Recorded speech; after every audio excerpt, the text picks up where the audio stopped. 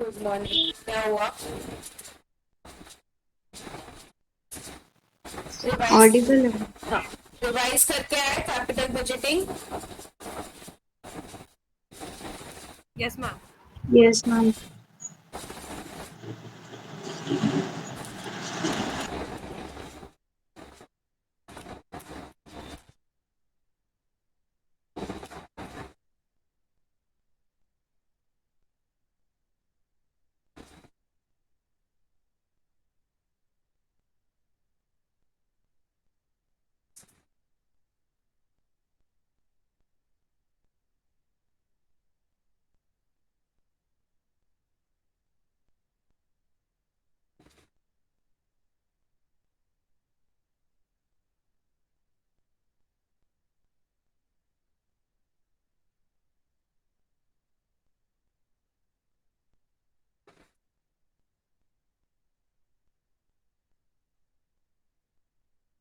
Okay, so क्या क्या पढ़ा था हम लोग ने? Capital budgeting.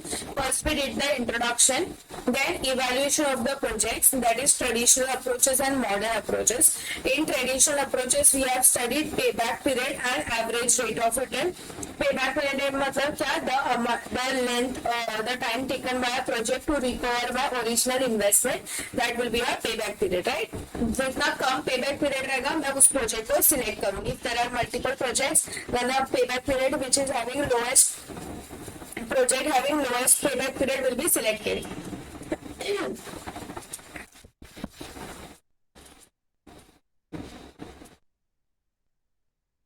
Average rate of return means what? ARR.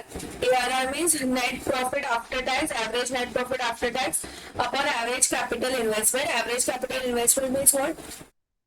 Opening investment plus closing investment divided by तो हम लोग ने मॉडर्न अप्रोचेस किए थे। कुछ मॉडर्न अप्रोचेस में net present value NPV, how do we get NPV?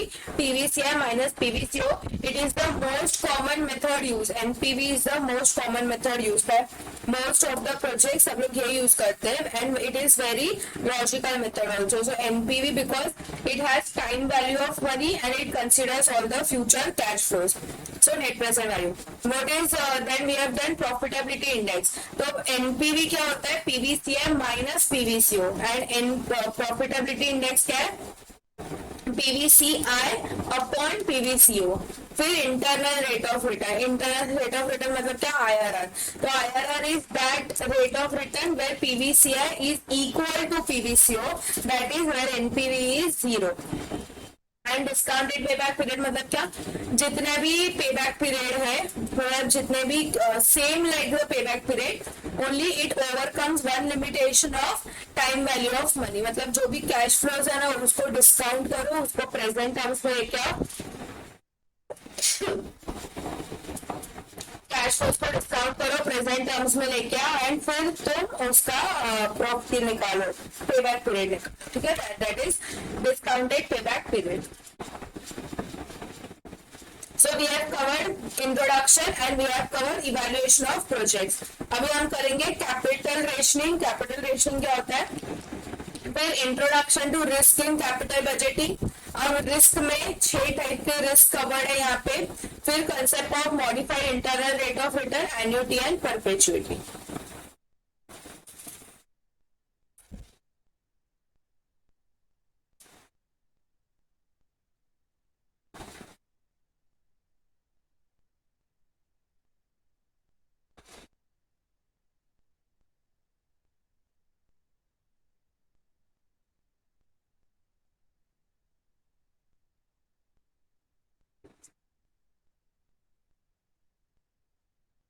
Yes, now everyone give the heading capital rationing.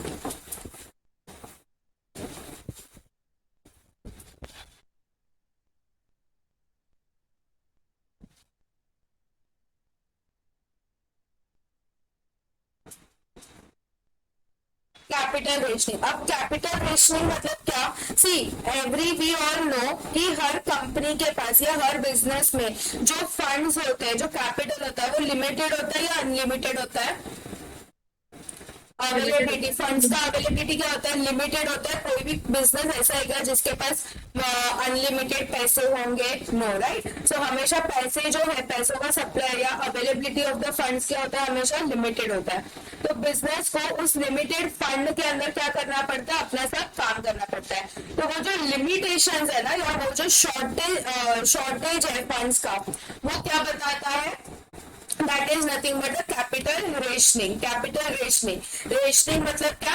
Limited availability of the funds. तो उतने limited funds में business को अपना किसी भी कंपनी को अपना बिजनेस क्या करना पड़ता है? मैनेज करना पड़ता है। Very small concept, that is called as capital rationing. अब ये जो बिजनेस के अंदर शॉर्टेज हुआ है फंड्स का, वो दो रीजंस के वजह से हो सकता है। Internal factors, external factors. External factors मतलब क्या? किस वजह से शॉर्टेज हो सकता है? कि अगर समझो मेरे बिजनेस के लिए कैपिटल का जरूरत है, लेकिन मैं किधर भी लोन लेने जा रही हूँ ना, तो सब लोग ना हायर रेट ऑफ इंटरेस्ट बोल रहे हैं, मतलब 12%, 15%, which my business cannot afford it. या फिर अगर मैं डेट लेने जा रही हूँ तो डेट वाले ज्यादा इंटरेस्ट रेट बोल रहे हैं। If I am going for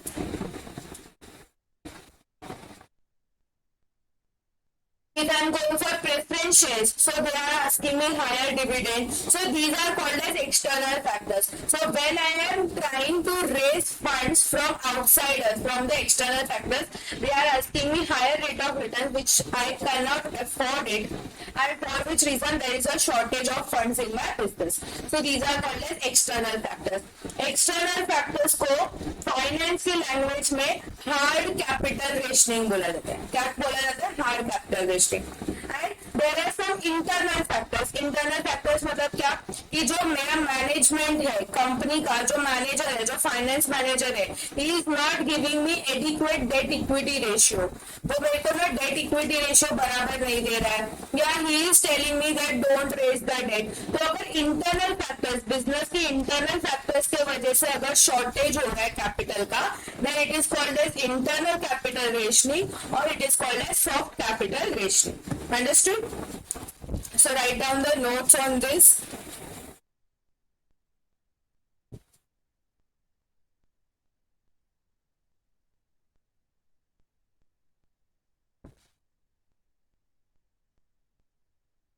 देखो, capital rationing is a situation,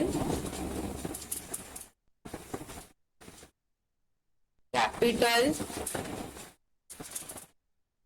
rationing is a situation where funds are limited, where funds are limited. These limited funds,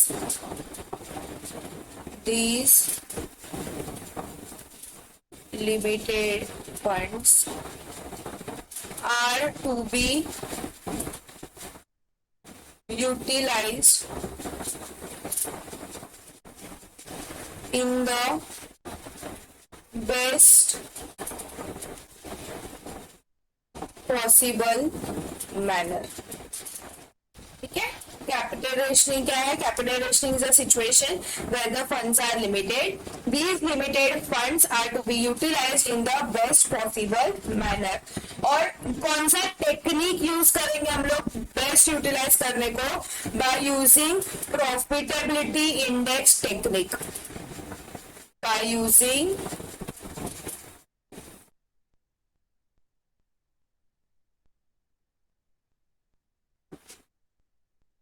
is PI technique.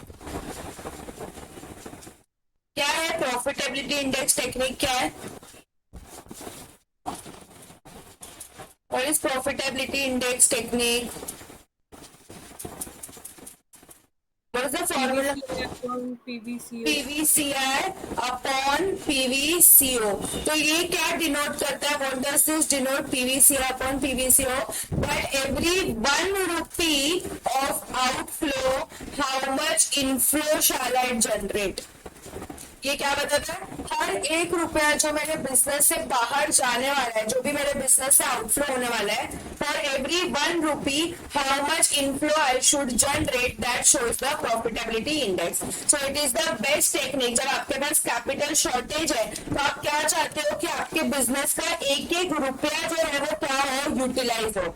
आपके business का एक एक रुपया utilise होना चाहिए. तो उसके लिए कौन सा बेस्ट टेक्निक है? It is profitability index. ठीक है. Now reasons for capital rationing.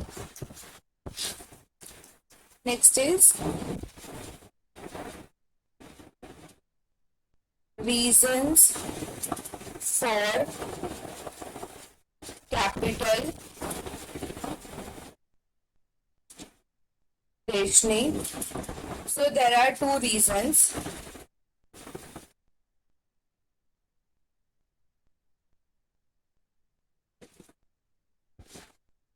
First is external factors.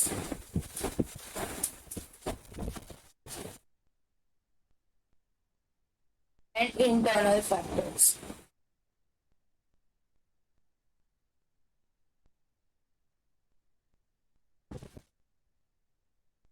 External factors, these are also called as hard capital rationing. Called as hard capital rationing. Internal factors, they are called as soft capital ratio.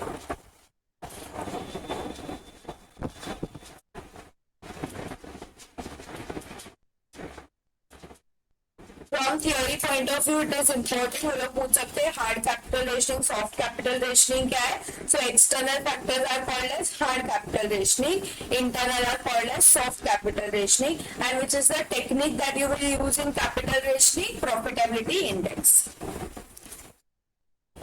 लिख लो इतना.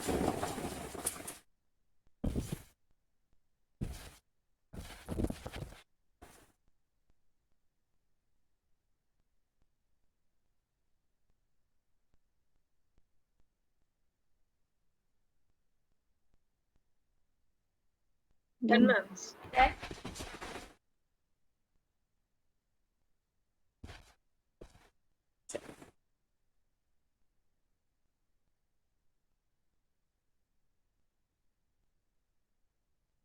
Next, we do introduction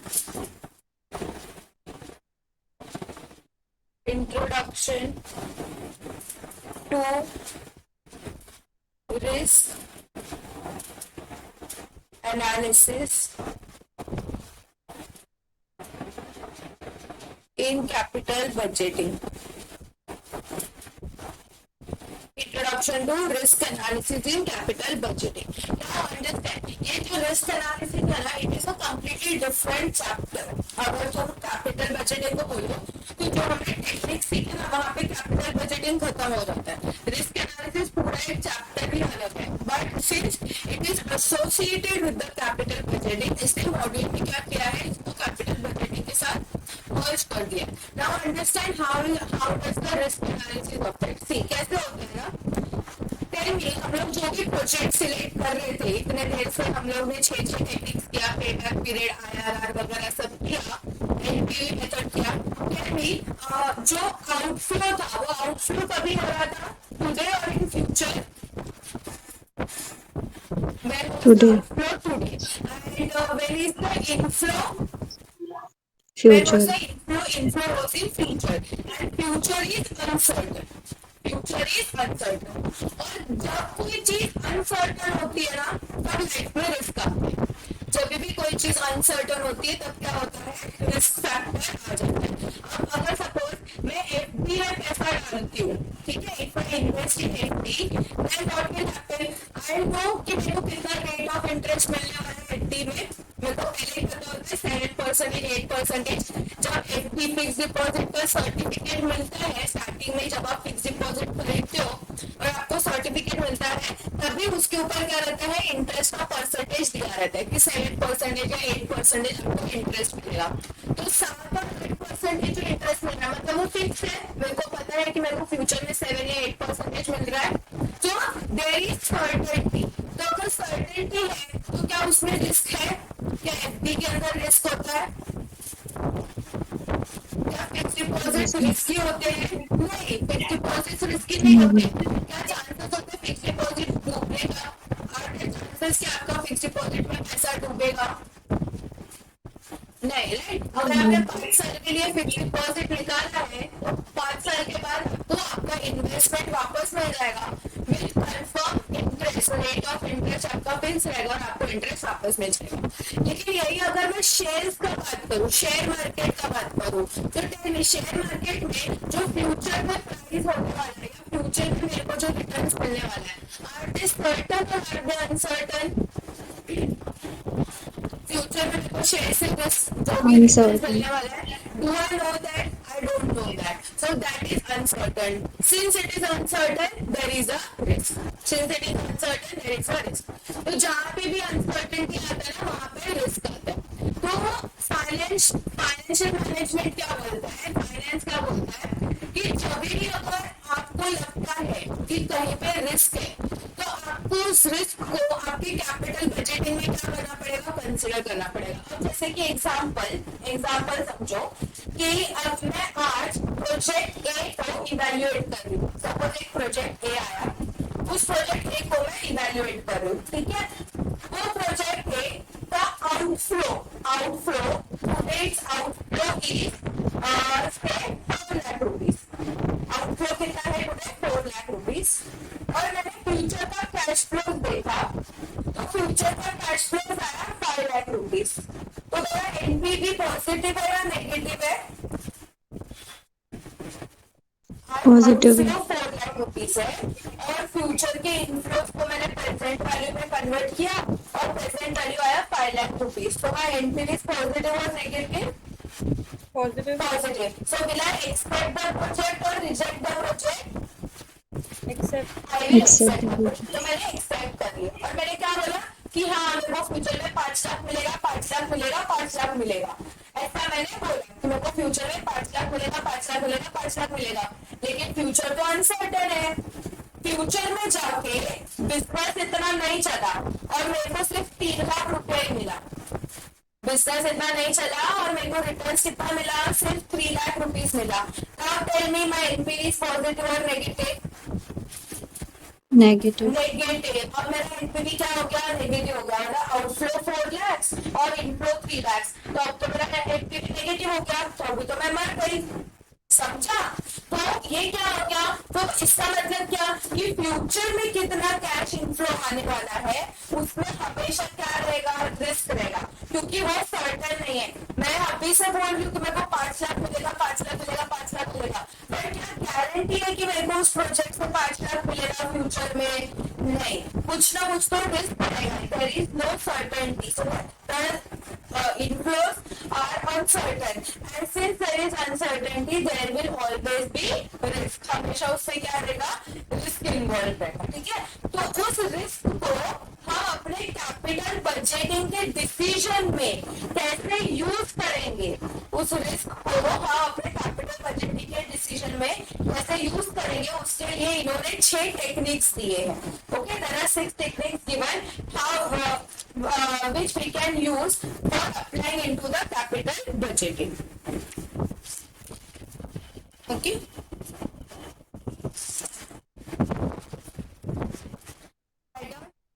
Introduction to risk analysis in capital budgeting. So, risk analysis in capital budgeting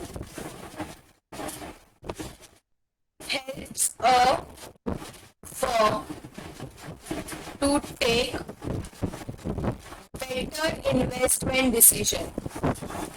Better investment decision. Better investment decision. Like in our example, I was expecting कि हाँ 5 लाख मिलेगा, 5 लाख मिलेगा, लेकिन मिला कितना, 3 लाख.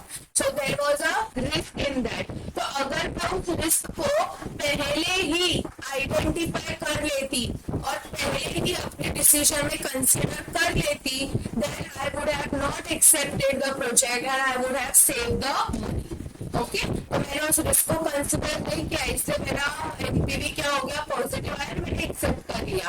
लेकिन आगे जाके पता चला कि सिर्फ 3 लाख रुपया मिला, तो एनपीवी नेगेटिव आया. So if I would have considered that risk prior only, then I would have taken better investment decision. Now this considers incorporating the element of risk in capital budgeting decisions. ठीक है, इसके लिए कितने techniques है? There are 6 methods given.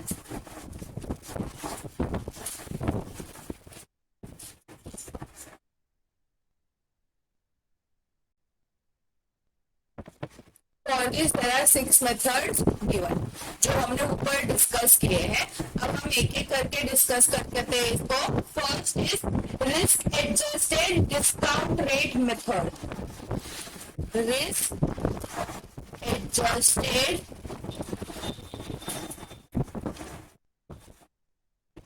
discount rate method.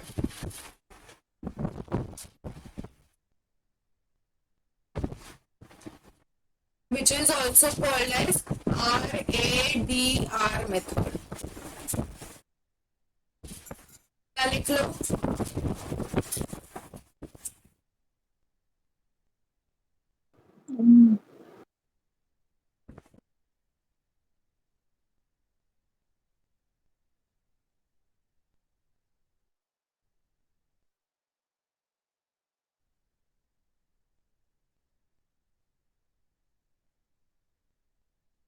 Done, ma'am.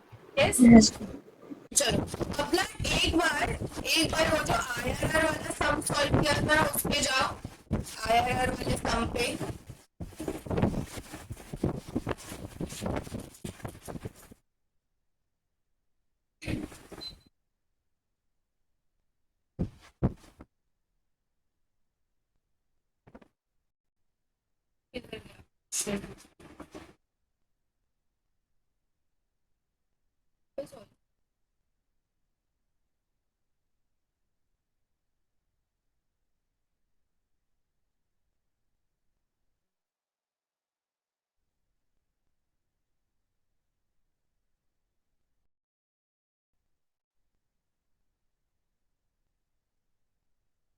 ये वाला था ना.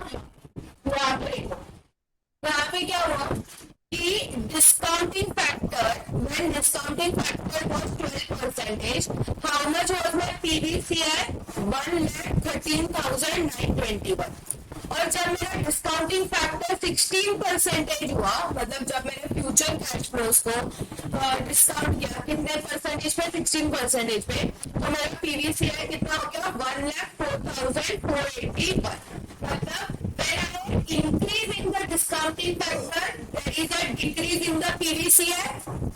When I am increasing the discounting factor, there is decrease in the PVCI. Agree everyone? ये रिलेशन समझ में आया? So this is called as what? Inverse relation. इसको हम लोग क्या बोलेंगे? Inverse relation. तो जब मेरा डिस्काउंटिंग फैक्टर इंक्रीज होता है तो मेरा पीवीसीआई क्या होता है? डिक्रीज होता है. ठीक है, तो यहाँ पे फाइनेंस मैनेजमेंट क्या बोलता है, फाइनेंशियल मैनेजमेंट क्या बोलता है कि अगर आपको लगता है कि कोई भी प्रोजेक्ट ज्यादा रिस्की है ना, कोई भी प्रोजेक्ट ज्यादा रिस्की है, तो वो केस में आप डिस्काउंटिंग फैक्टर ज्यादा लो. सी मतलब क्या बोलते हैं यहाँ पे कि अगर कोई प्रोजेक्ट में पीवीसीआई डिक्रीज होते जाएगा, if the PVCI goes on decreasing, then your risk will go on eliminating. जितना आपका पीवीसीआई डिक्रीज होते जाएगा उतना आपका रिस्क क्या होते जाएगा, एलिमिनेट होते जाएगा।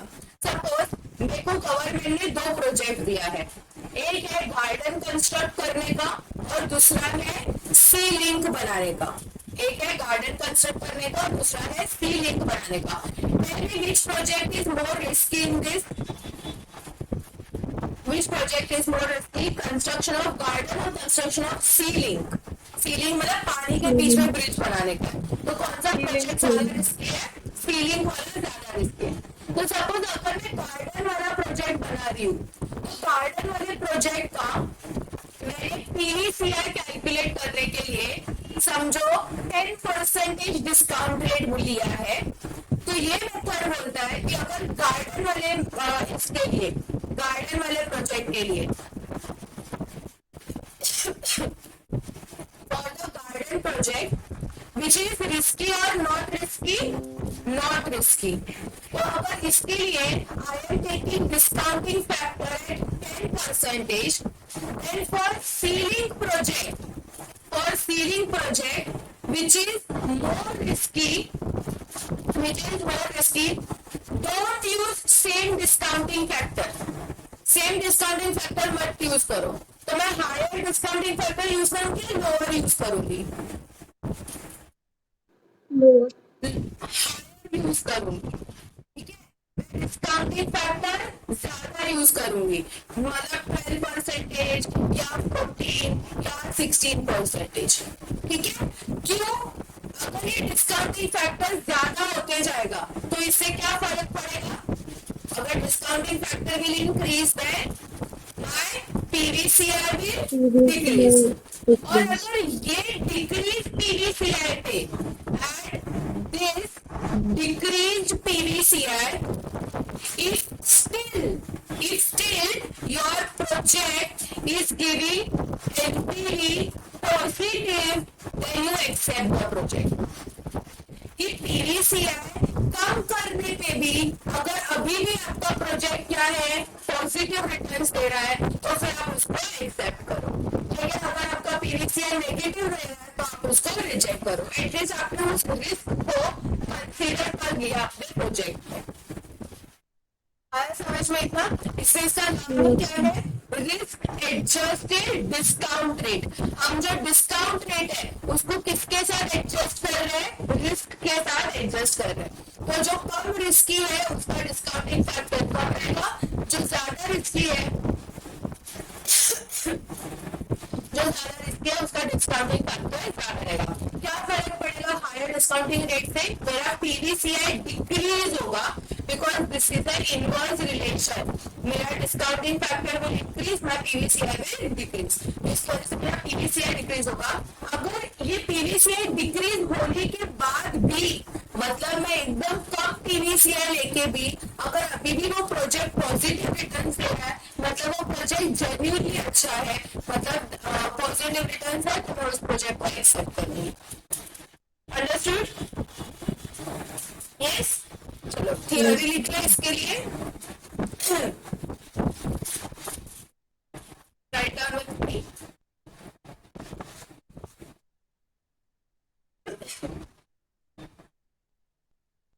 This is the rate of discount. This is the rate of discount which is calculated after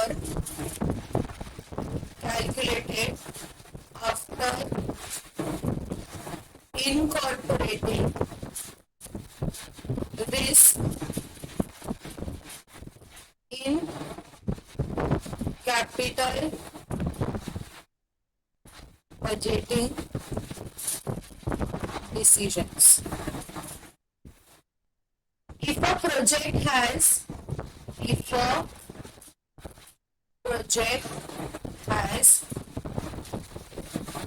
higher risk, it should be discounted. It should be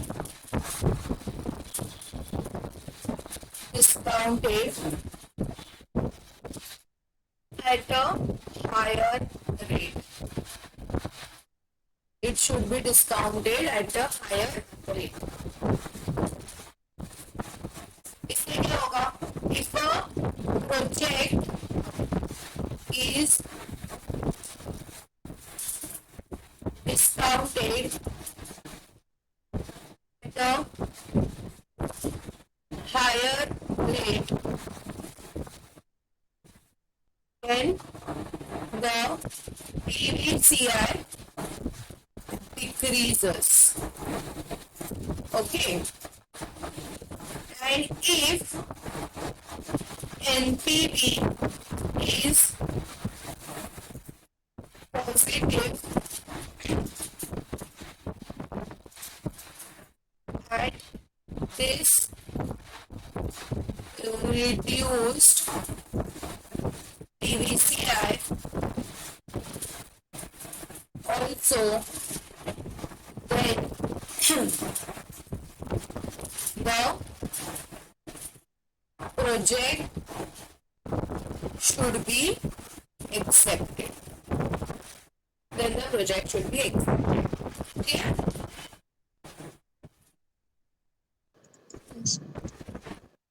ऊपर वाला भी है, लिख लेना तो थोड़ा रिलेट कर पाओगे इसके साथ.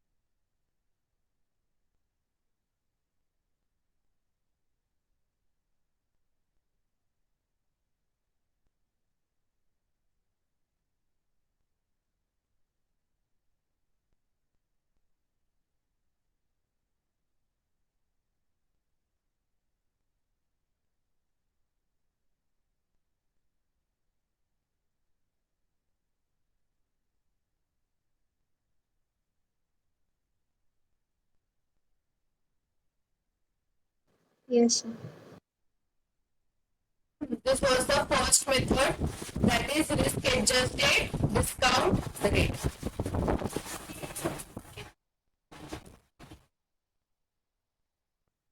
Second method is very small, मतलब easy method है.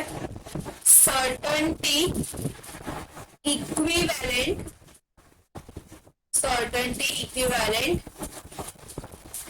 factor method. Certainty equivalent factor method. ठीक है. अब इसमें हमेशा कुछ ना कुछ क्या रहेगा, थोड़ा सा सर्टेनिटी रहेगा. थोड़ा सा सर्टेनिटी मतलब कुछ ना कुछ कैश फ्लो सर्टन है, कुछ कैश फ्लो अनसर्टन है. अब जैसे if I give you example, suppose जब आप सीएस क्लियर कर दोगे, तो if you clear your CS with rank, अगर तुम रैंक के साथ क्लियर करते हो तो तुम्हें 1 लाख रुपीज का सैलरी मिलेगा. ठीक है, पर मंथ 1 लाख रुपीज मिलेगा. और तुम रैंक के साथ नहीं क्लियर करते हो, मतलब सिर्फ नॉर्मल पास होते हो, तो तुम्हें 80,000 का सैलरी मिलेगा. ठीक है, मतलब पास होना ही है, फेलियर में तो सोचना ही नहीं है. तो आप पास होंगे, रैंक के साथ पास होंगे तो कितना मिलेगा सैलरी? 1 लाख. और नॉर्मल पास होंगे तो सैलरी कितना मिलेगा? 80,000. Tell me, how much is the certain portion in both the case? How much is the certain cash flow in both the case? 80,000 तो सर्टन ही है, मतलब तुम पास हो या तुम रैंक के साथ पास हो, 80% 80,000 तो मिलेगा ही मिलेगा. बराबर. तो here certainty factor is 0.8%. Certainty factor कितना है? 0.8%. समझा? तो वैसे ही हर बिजनेस के अंदर कुछ कैश फ्लोज सर्टन होंगे. सर्टन मतलब इतना तो कैश इनफ्लो आएगा ही आएगा. तो यहाँ पे हमें क्या करना है, वो जो सर्टेनिटी इक्विवेलेंट फैक्टर है, वो सर्टेनिटी इक्विवेलेंट फैक्टर ढूंढना है. सर्टेन कैश फ्लोज ढूंढने हैं. सर्टेन कैश फ्लोज मिलके पीवीसीआई कैलकुलेट करना है उस सर्टेन कैश फ्लो के ऊपर.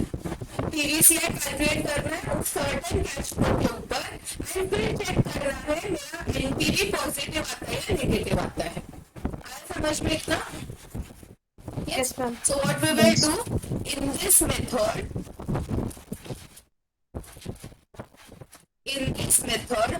uncertain cash inflows, converted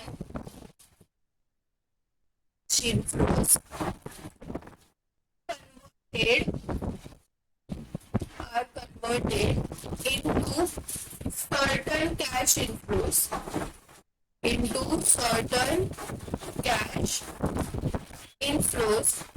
with the help of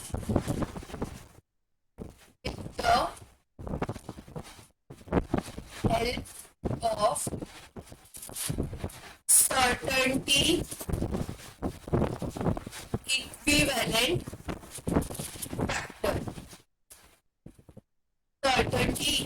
factor. Since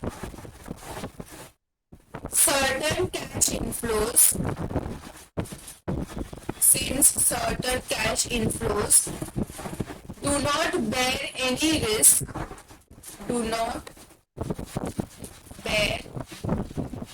any risk, we use the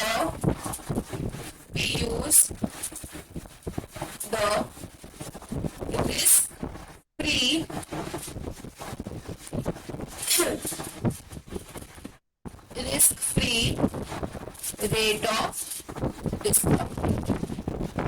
हम लोग यहाँ पे कौन सा रेट ऑफ डिस्काउंट यूज कर रहे हैं? रिस्क फ्री रेट मतलब क्या? सर्टन। फिर पहले ही मैंने बोला कि अगर कोई चीज सर्टन है मतलब वो क्या है? रिस्क फ्री है, और अगर कोई अनसर्टन है तो वो क्या है?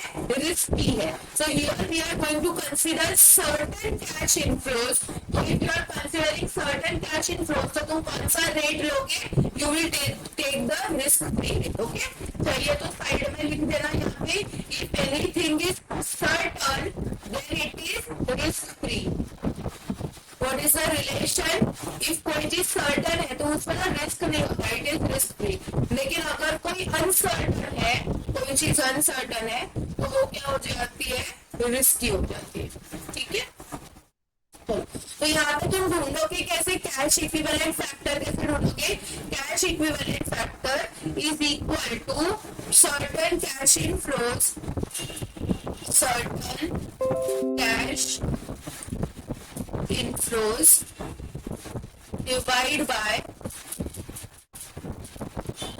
divide by uncertain cash inflows.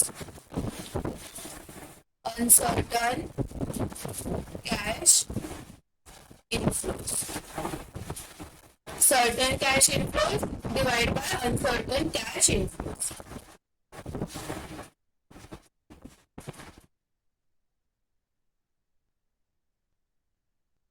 Done. हाँ, क्या writing? Yes, ma'am.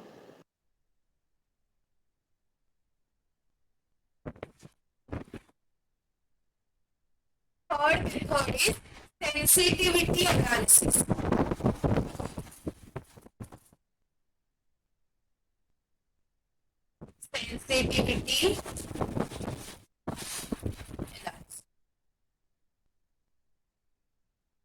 Sensitivity analysis मतलब क्या होता है? देखो, कोई भी चीज हम लोग बोलते हैं ये चीज बहुत सेंसिटिव है। What do you mean by sensitive? More reactive और लेस रिएक्टिव?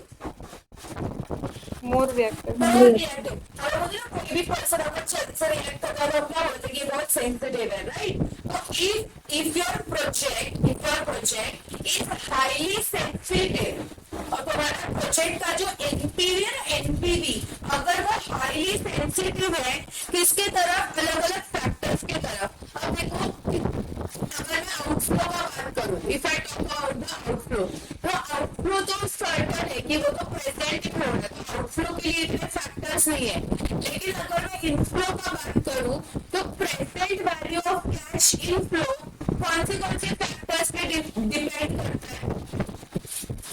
मतलब present value of cash inflow कौन से फैक्टर्स पे डिपेंड करता है? कैसे चेंज होता है? पहले तो डिस्काउंटिंग फैक्टर पे डिपेंड करता है। जैसे जैसे अगर तुम अलग अलग डिस्काउंटिंग फैक्टर लेते जाओगे तो तुम्हारा पीवीसीआर अलग अलग आते जाएगा। फिर उसके बाद नंबर ऑफ ईयर्स पे डिपेंड करता है।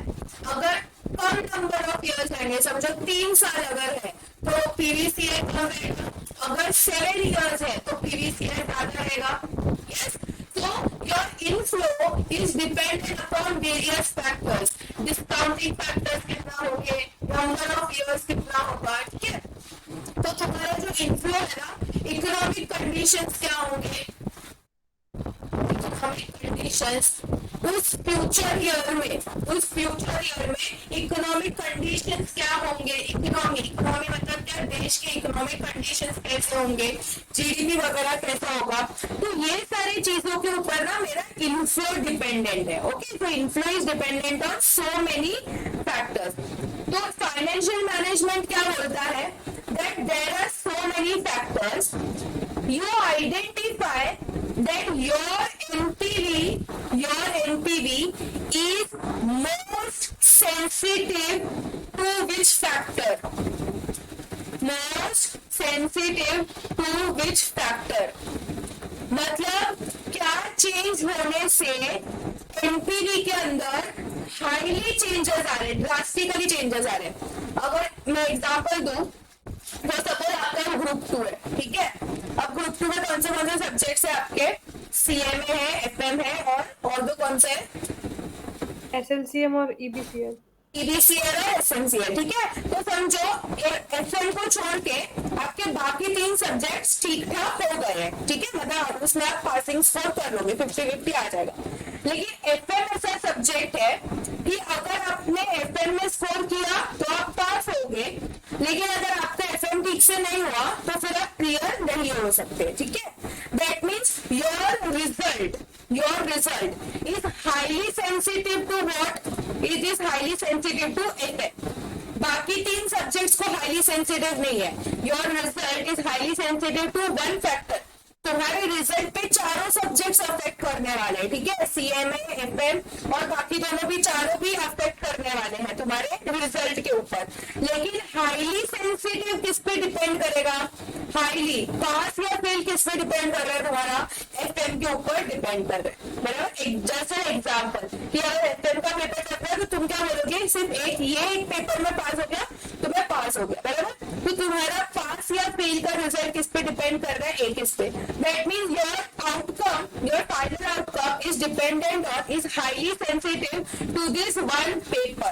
Similarly, inflow को affect करने वाले बहुत सारे फैक्टर्स हैं, discounting factor, number of years, economic conditions, बहुत सारे फैक्टर्स हैं। सबके चेंज होने से एनपीवी पे असर पड़ता है, क्योंकि अगर ये सब चेंज होंगे तो पीवीसीआई चेंज होगा, पीवीसीआई चेंज होगा तो एनपीवी भी चेंज होगा, ठीक है। तो इन सब की वजह से एनपीवी पे असर पड़ता है।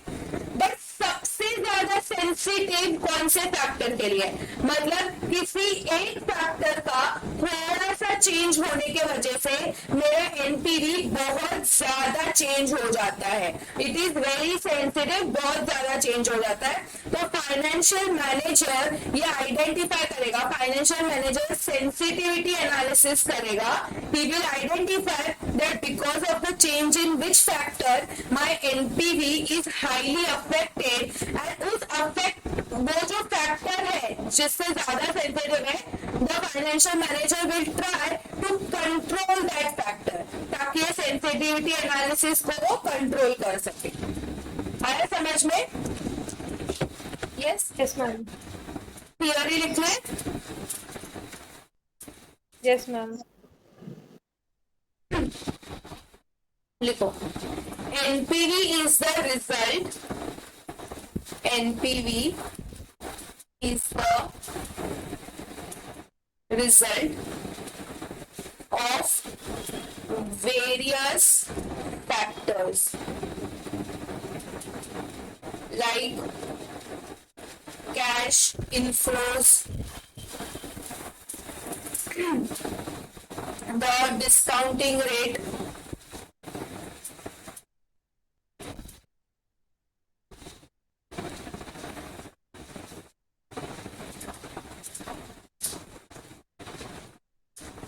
the discounting rate, then the number of years, the cash outflows,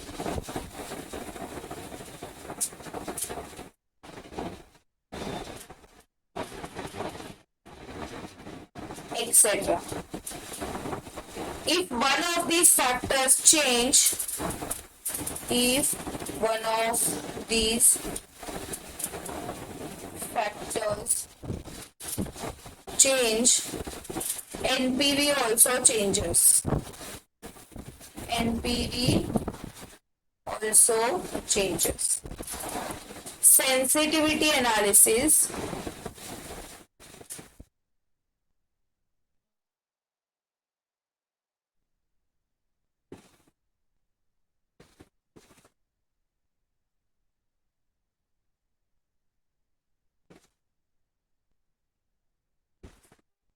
Helps the management,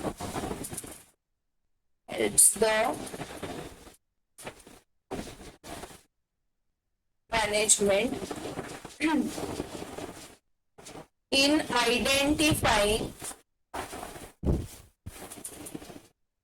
that factor to which the NPV is most sensitive.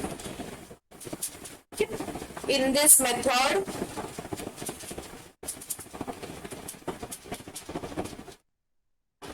one variable is changed at a time and impact of that change on the NPV is calculated. ये method में क्या करेंगे, हम किसी एक change को, एक किसी फैक्टर को चेंज करेंगे और फिर देखेंगे कि उसका असर मेरे एनपीवी पे क्या होता है.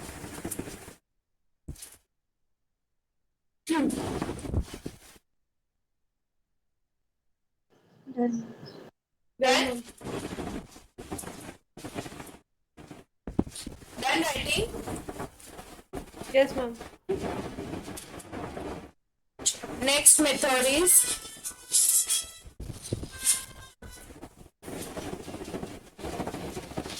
fourth one, probability approach.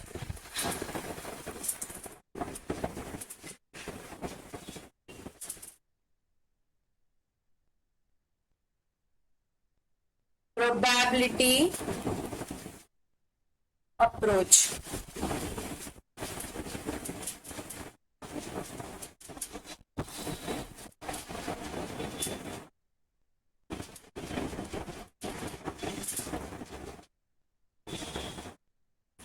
ठीक है.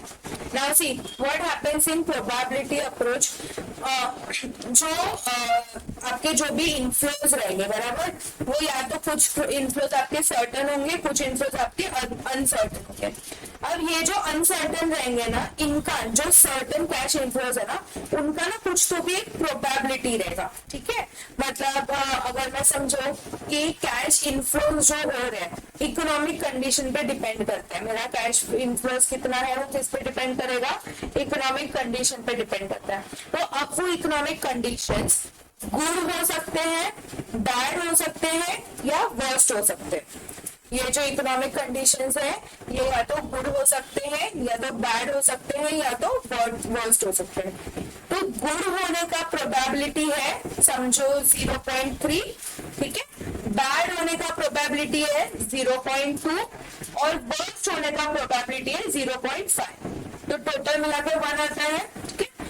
ये इकोनॉमिक कंडीशंस का गुड होने का चांसेस है 0.3, बैड होने का चांसेस है 0.2 और वर्स्ट होने का चांसेस है 0.5। करेक्ट? तो ये प्रोबेबिलिटी है।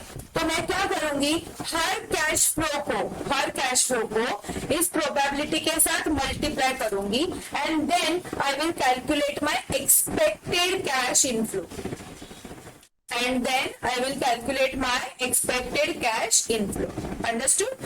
तो मेरे जो भी कैश इनफ्लोस है वो मेरे कुछ सर्टन होंगे, कुछ अनसर्टन होंगे।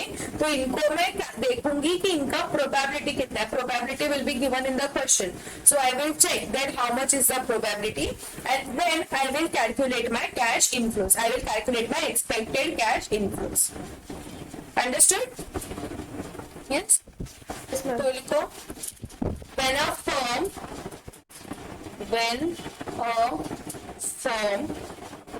is uncertain about its cash inflows of a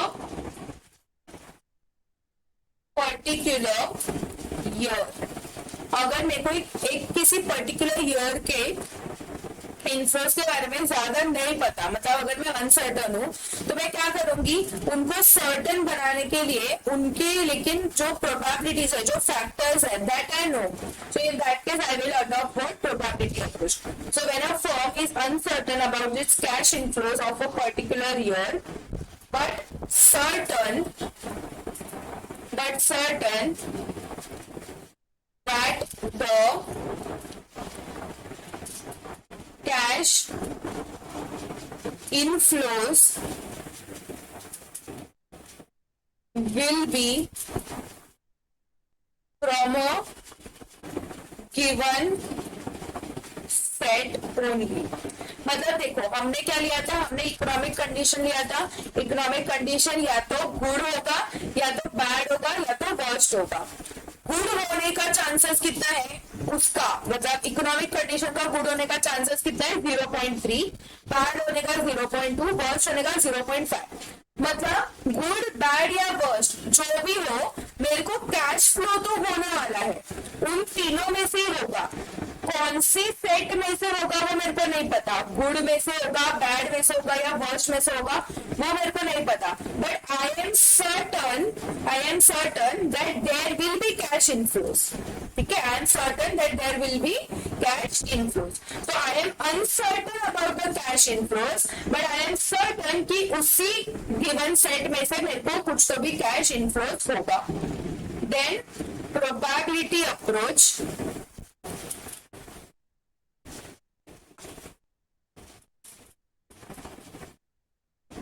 is used in this case,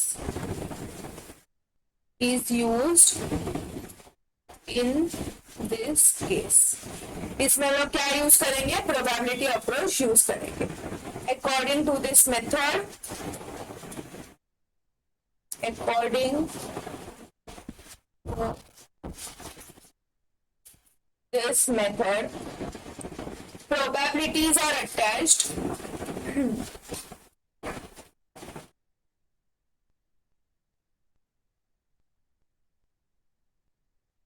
probabilities are attached to the cash inflows and then expected cash inflows are calculated, and then expected cash inflows are calculated। तो इसमें कैसे calculate करोगे आप expected cash flows? So expected cash inflow is equal to cash inflow into respective probability, into respective probability. ठीक है,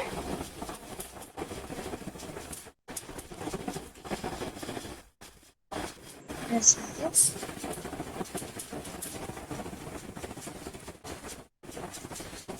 Then writing.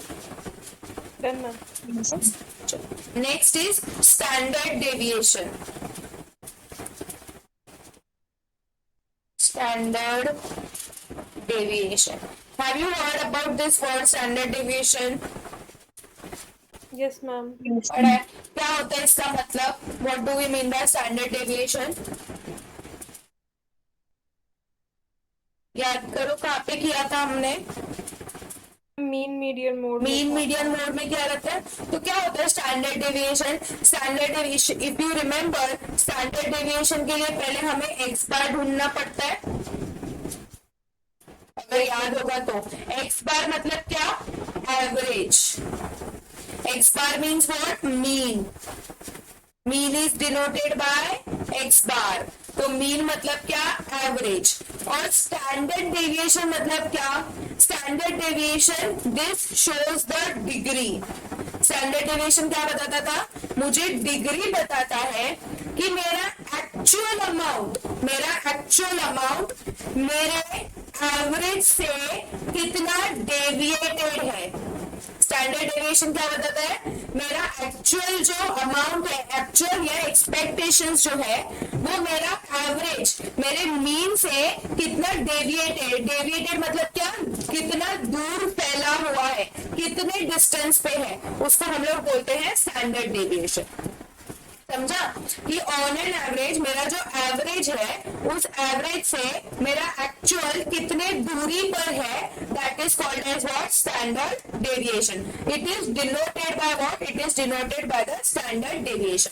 अब ये चीज कैपिटल बजटिंग में कैसे यूज करेगा?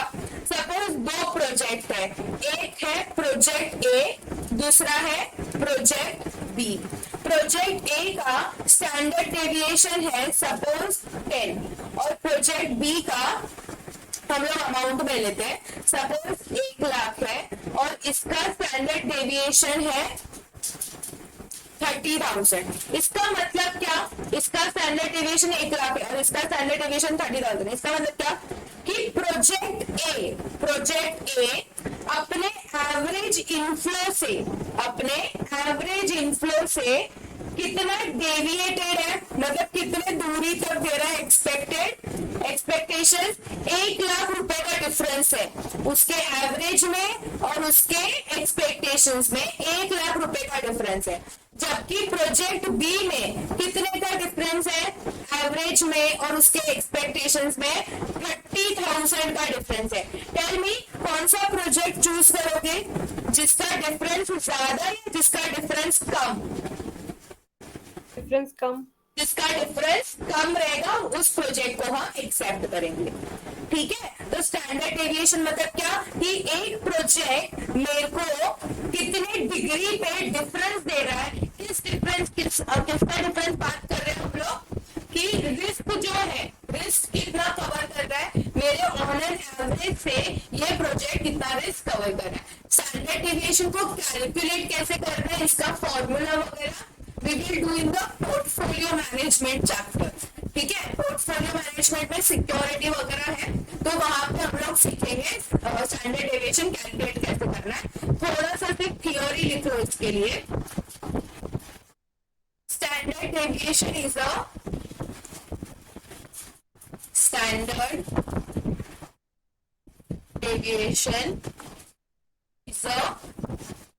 Measure of risk. मतलब ये जो प्रोजेक्ट है, ये क्या है? प्रोजेक्ट ए ज्यादा रिस्की है प्रोजेक्ट बी से। प्रोजेक्ट ए ज्यादा रिस्की है प्रोजेक्ट बी से। Higher standard deviation higher standard deviation determines higher risk in the project. Determines higher risk in the project. That project which has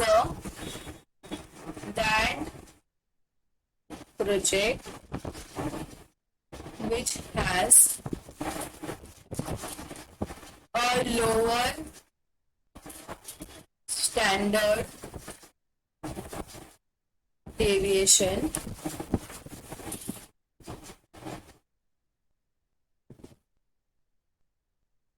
shall be accepted. Shall be accepted.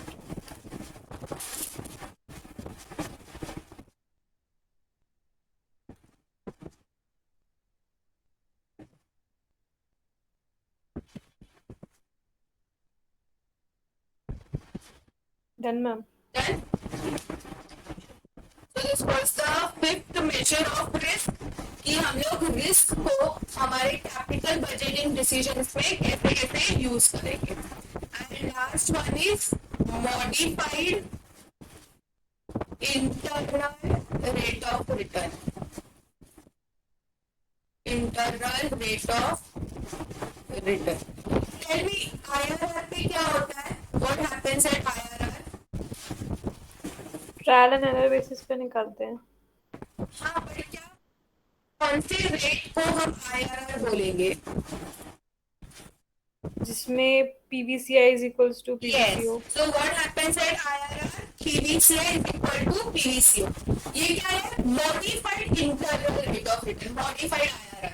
तो ये क्या बोलता है कि it will be that IRR. ये बोलता है modified internal rate of return क्या बोलता है कि हर साल आपको जो भी फ्यूचर के कैश फ्लोज आएंगे ना, you don't withdraw that cash flow. आप उसको वापस से इन्वेस्ट कर दो, प्रोजेक्ट में इन्वेस्ट कर दो. मतलब फर्स्ट ईयर का कैश फ्लो आया, उसको विथड्रॉ मत करो. आप उसको कैश फ्लो ट्रीट ही मत करो. Don't treat it as inflow.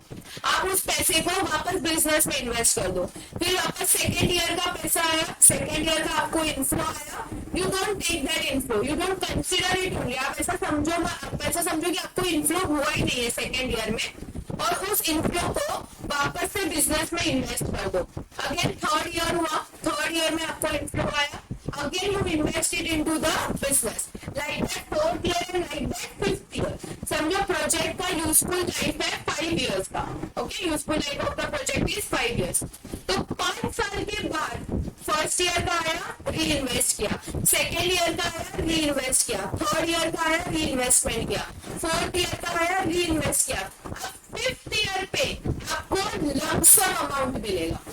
Fifth year पे आपको लमसम अमाउंट मिलेगा. तो ये जो फिफ्थ ईयर पे आपको पैसा मिलेगा ना, उसको आप डिस्काउंट करना फिफ्थ ईयर के डिस्काउंटिंग रेट के साथ. फिफ्थ ईयर पे आपको जो पैसा मिलेगा, सी नॉर्मली हम क्या करेंगे, फर्स्ट ईयर का पैसा आया, उसको फर्स्ट ईयर के डिस्काउंटिंग रेट पे डिस्काउंट करेंगे.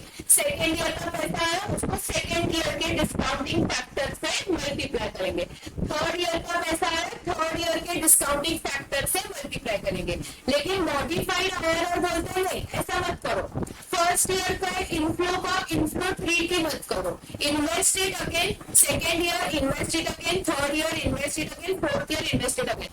On the fifth year, after fifth year, you will get a lump sum amount. This lump sum amount you take, after fifth year you will get lump sum amount. This lump sum amount you take and you discount it at the discounting factor of the fifth year. 5वें साल का, जैसे हम salvage value में करते थे ना, salvage value 5वें साल पे मिलता था, तो उसको हम डिस्काउंटिंग फैक्टर, कौन से डिस्काउंटिंग फैक्टर से मल्टीप्लाई करते थे, फिफ्थ ईयर के डिस्काउंटिंग फैक्टर से. वैसे ही यहाँ पे आपको जो पैसा मिलेगा, लमसम पैसा मिलेगा, वो आपको 5वें साल पे मिलेगा. तो आप उसको डिस्काउंट करना 5वें साल के रिटर्न, 5वें साल के डिस्काउंटिंग फैक्टर के साथ. फिर जो आपको PDCA आएगा, that you compare with the PDCO, and at that level where PDCA is equal to PDCO, that will be your modified internal rate of return. वो आपका modified internal rate of return रहेगा. आया समझ में? Yes, ma'am. Yes. लिखो इसका theory. Modified rate of return, modified rate of return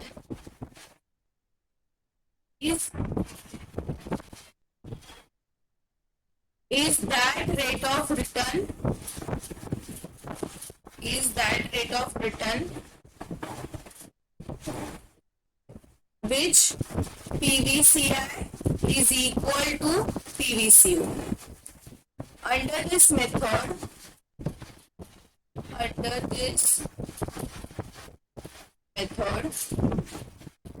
cash inflows of every year,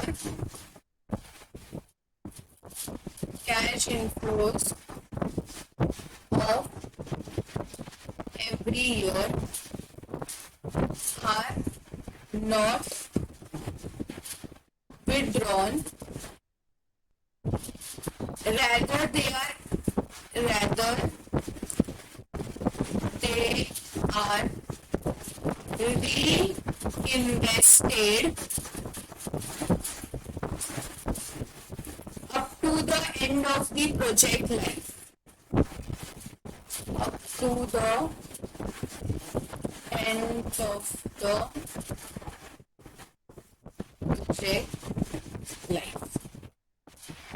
Every year cash inflows, every year's cash inflows will be reinvested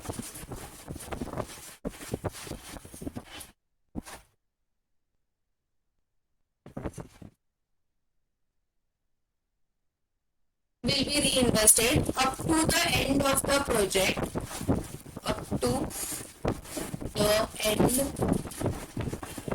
of the project life, and a lump sum amount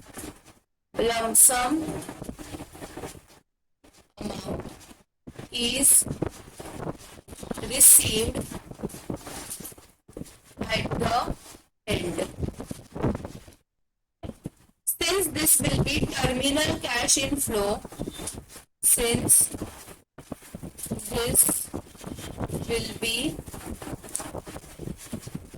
terminal मतलब क्या, जैसे salvage था ना, salvage कब मिलता था 5th year के and पे, वैसे ही ये है तो लमसम अमाउंट कब मिलेगा 5th ईयर के एंड पे. So since this is terminal cash inflow, it shall be discounted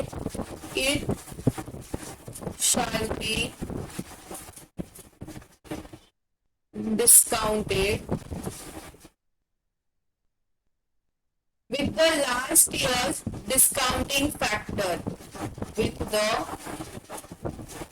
last year's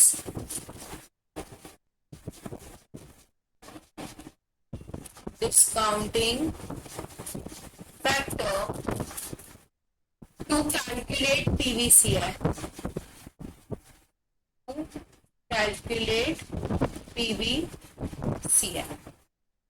The rate at which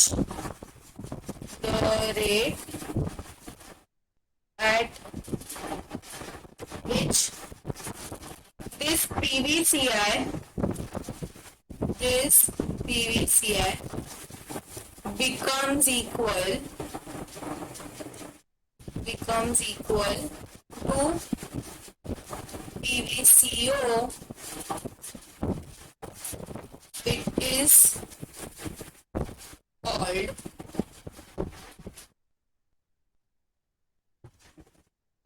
modified internal rate of return. Modified internal rate of return. Sorry, ये 6th method, एक minute लिख लिया ना तुम लोग ने पूरा? Yes, ma'am. थोड़ा गड़बड़ हो गया. Actually, this is not a 6th method. 6th method एक decision tree है. I'm so sorry. इसको सिर्फ एक ना, this is a whole different concept. Modified internal rate of return is whole different concept. और 6th अलग है. 6 मेथड है ना, स्टैंडर्ड डेविएशन के बाद और एक आएगा 6th method. So don't write it as 6. It is a different concept. 6th is decision tree.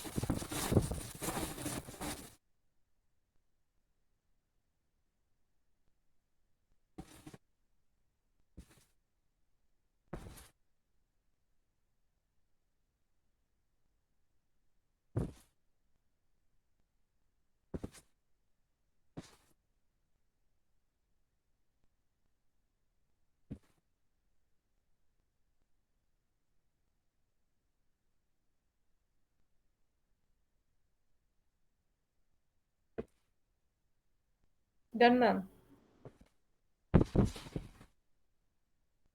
Decision tree it is बोले वो रिस्क वाले में ही है, लास्ट फैक्टर है, लास्ट मेथड है डिसीजन ट्री। डिसीजन ट्री क्या होता है कि इन केस अगर किसी साल में आपका जो कैश इनफ्लो है अगर वो डिपेंड करता है आपके प्रीवियस ईयर के कैश फ्लो के ऊपर, मतलब लास्ट ईयर के कैश फ्लो के ऊपर, तो उसमें आएगा डिसीजन ट्री। ये बहुत ही रेयर कंसेप्ट है, बहुत कम लोग यूज करते हैं, मतलब ऑलमोस्ट नेग्लिजिबल लोग, क्योंकि किसी भी साल का इनफ्लो किसी भी प्रीवियस ईयर पे डिपेंड नहीं होता मोस्ट ऑफ द केसेस के अंदर, because every year economic conditions change होते हैं, लोगों के पर्सपेक्टिव चेंज होते हैं टुवर्ड्स द प्रोडक्ट और towards the project, towards the use of the project. So inflows are independent, but since if there is any type of a project, अगर कोई ऐसा प्रोजेक्ट है जिसका कैश फ्लो जो है करंट ईयर का cash flow, एक पर्टिकुलर ईयर का कैश फ्लो, वो डिपेंड करता है लास्ट ईयर के कैश फ्लो के ऊपर, तो उसमें हम डिसीजन ट्री वाला कंसेप्ट यूज करेंगे। इसमें ना हम जॉइंट प्रोबेबिलिटीज यूज करेंगे। जॉइंट प्रोबेबिलिटीज मतलब क्या, लास्ट ईयर और करंट ईयर का दोनों का प्रोबेबिलिटीज को ऐड करेंगे और फिर हम उससे एक्सपेक्टेड कैश फ्लो ढूंढेंगे। ठीक है, so right down when cash inflows of tree है या थ्री है? क्या tree decision tree.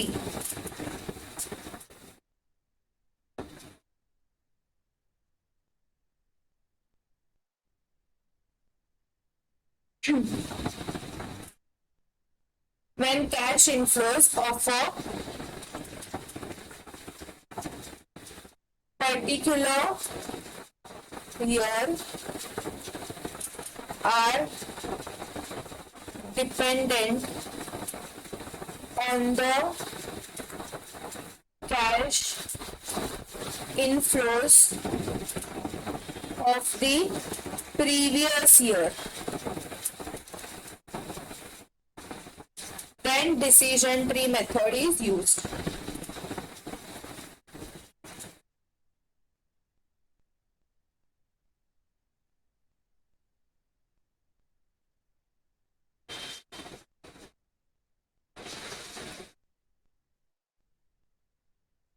Decision tree method is used. This method involves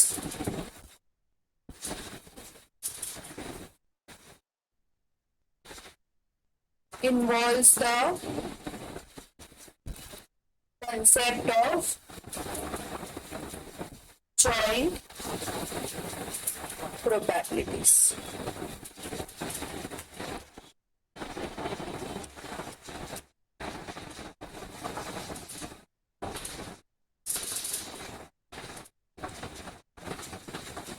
Done, ma'am.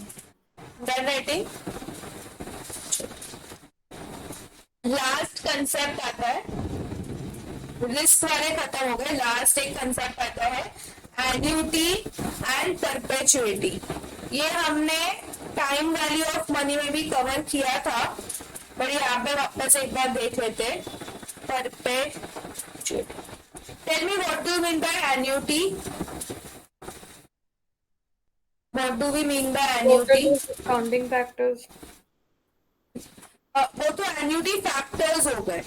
Annuity मतलब क्या? Write down, it is a series of cash flow,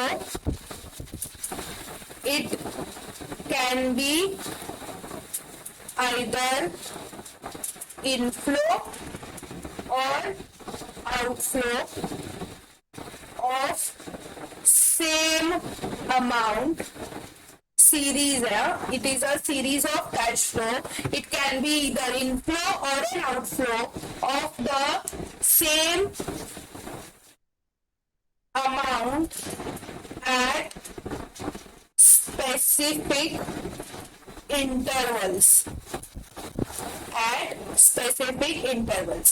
अगर मैं इसका example दूं, तो अगर इनफ्लो के लिए एग्जाम्पल दूं, इनफ्लो एन्युटी, तो हर साल लोगों को पेंशन मिलता है, पेंशन हर महीने, people get pension, is that pension of same amount or of different amount?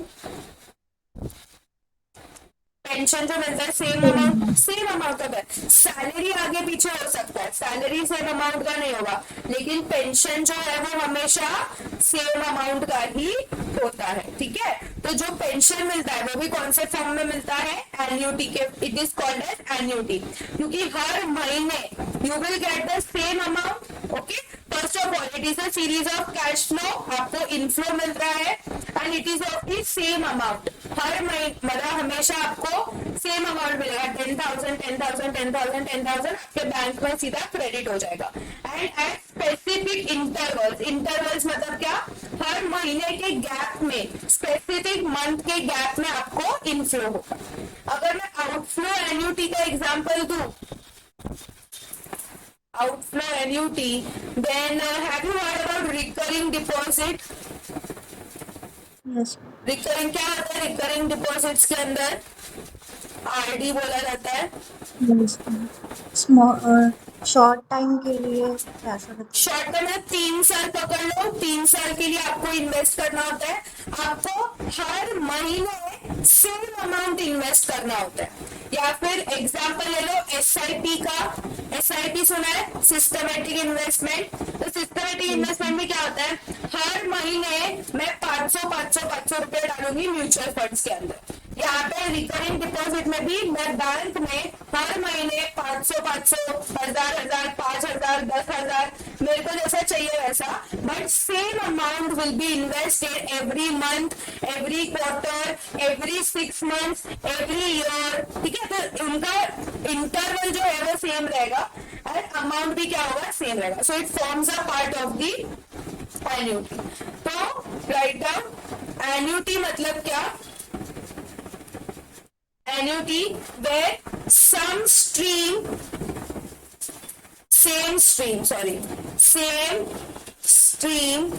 of cash flows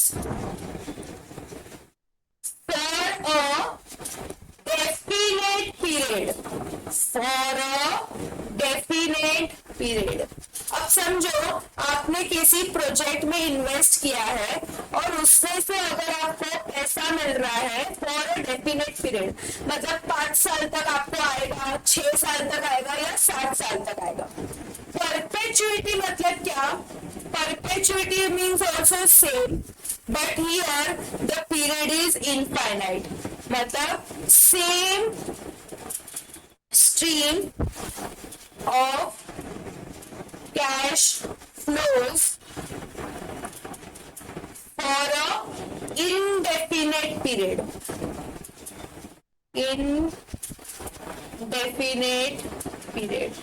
अब जैसे पेंशन का बात ले लो, पेंशन कब तक मिलता रहेगा? पेंशन कब तक मिलता रहेगा? जब तक मैं जिंदा हूं तब तक। ठीक है, till the time I am alive I will get the pension.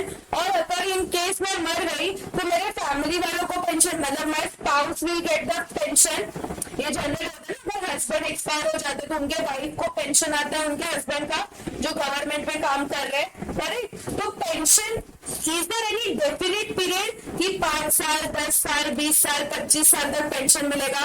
नहीं, जब तक जिंदा है तब तक पेंशन मिलेगा। So there is no confirm period, exact period हमें नहीं पता, तो उसको हम लोग क्या बोलेंगे? परपेचुइटी। परपेचुइटी मतलब I can say infinite period तक। Infinite means what? I don't know what is the end. Infinite मतलब क्या? इसका एंड क्या है हमें नहीं पता। तो वैसे ये पेंशन कितने साल तक मिलेगा, what will be the end of this pension period, we don't know. So it is a form of a perpetuity. Understood everyone? Yes. अब इसमें प्रेजेंट वैल्यू कैसे कैलकुलेट करना है?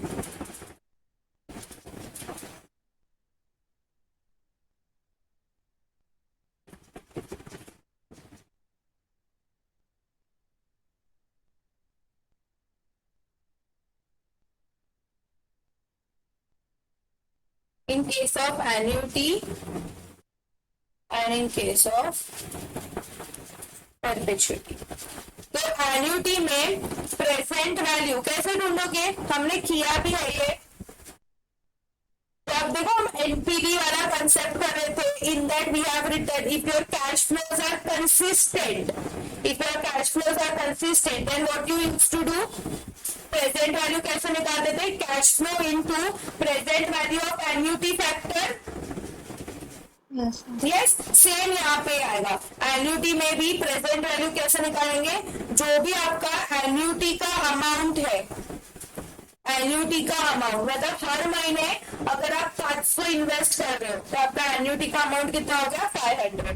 हर महीने आप 1000 इन्वेस्ट कर रहे हो तो आपका एन्युटी का अमाउंट कितना हो गया 1000. So your annuity amount that is every month और every quarter how much is the amount that you are investing और you are getting into present value of annuity factor which will be found out at X percentage for Y years. Y years के लिए, ठीक है. और perpetuity में कैसे निकालेंगे हम लोग, present value is equal to जो भी आपका परपेचुइटी अमाउंट है, perpetuity amount divide by interest rate. Perpetuity amount divide by interest rate. Clear everyone? ठीक है. और वो तो हम लोग ने देख ही लिया था. और दो फॉर्मूलाज है फ्यूचर वैल्यू और प्रेजेंट वैल्यू का. अगर मेरे को कोई चीज प्रेजेंट वैल्यू में चाहिए तो कैसे मिलेगा, फ्यूचर वैल्यू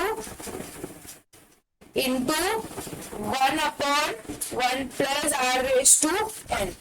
और अगर मेरे को कोई वैल्यू फ्यूचर में चाहिए, future value is equal to present value into 1 plus r raised to n. ये हमने ऑलरेडी किया है कंपाउंडिंग डिस्काउंटिंग में. नहीं लिखोगे तो भी चलेगा, कंफ्यूज मत होना. वहां पे लिखा है वही रीड कर लेना. I just thought of writing it here.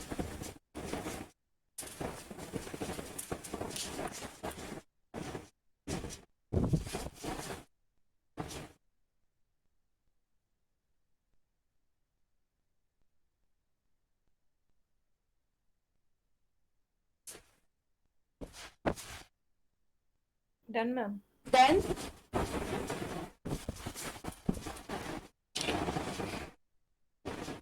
done it, both of you.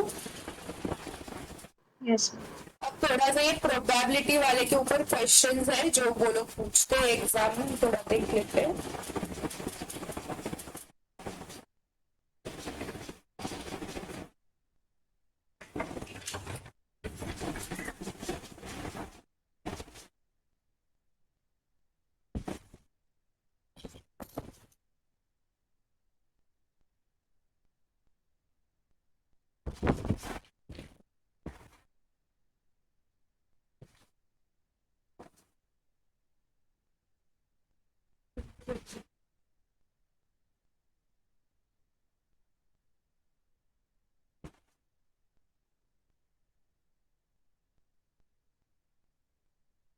Okay, what is given? X Limited is considering to start a new project for which it has gathered the following data. Cash flows दिया है 1,08,000, probability है 0.1. इसका है 2,16,000, probability है 0.4. फिर 4,32,000, probability is 0.4 and 5,40,000 0.1. How much will be the expected cash flow? देखो क्या है फॉर्मूला एक्सपेक्टेड कैश फ्लो का, देखो नोटबुक में.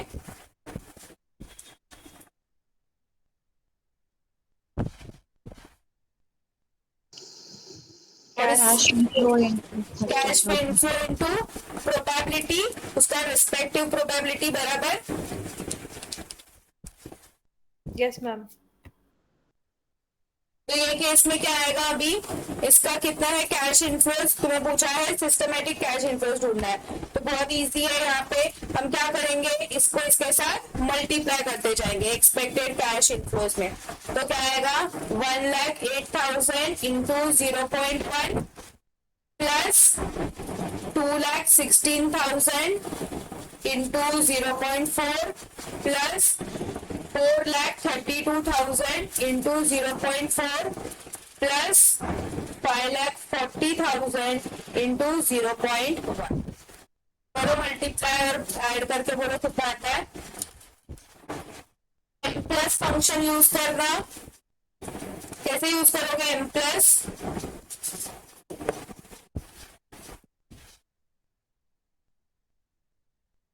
सी, इसका आंसर निकालो, एम प्लस में डालो.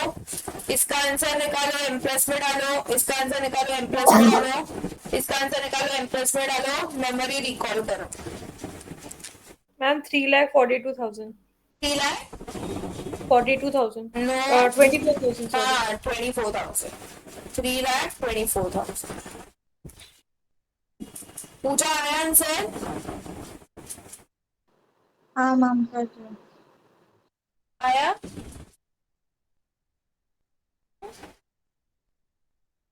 हाँ मैम. नेक्स्ट क्या बोला है? Now, question 92. X Limited is considering to start a new project for which it has gathered the following data.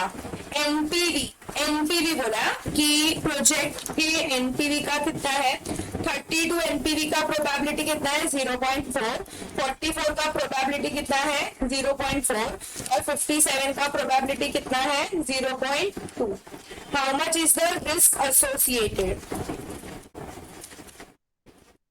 44 into 0.4 and 57 into 0.2. Risk associated कितना रहेगा यहाँ पे?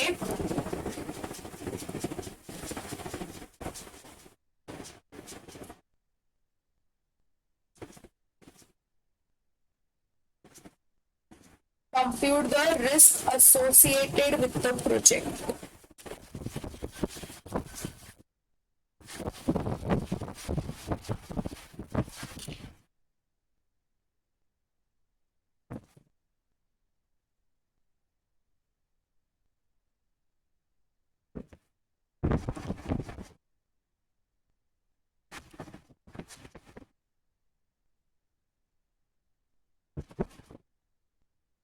कितना है मल्टीप्लाई करके 32 into 0.4 plus 57 into 0.2.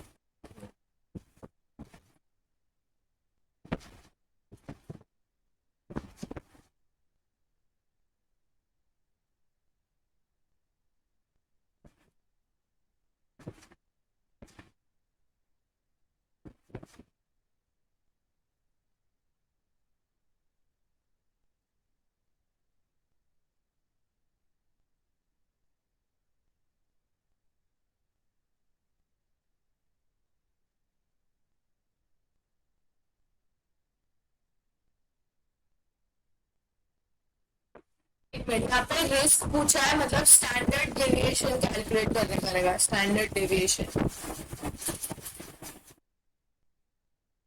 ये क्वेश्चन को होल्ड पे रखो, हम लोग ये पोर्टफोलियो मैनेजमेंट करेंगे ना, उसके बाद करेंगे. We will do this question. Okay, ma'am. Again, this is also question of coefficient of variation, standard deviation. तो यहाँ पे भी a company is considering project X and Y with the following information. Project X का expected NPV है 9,000, standard deviation है 3,250. इसका NPV है 11,000 और इसका standard deviation है 3,600. Which project will you recommend and why? कौन सा प्रोजेक्ट रेकमेंड करेंगे हम? Coefficient of variation is less. ये बाद में ही करेंगे हम लोग. कोएफिशिएंट ऑफ वेरिएशन वाला है.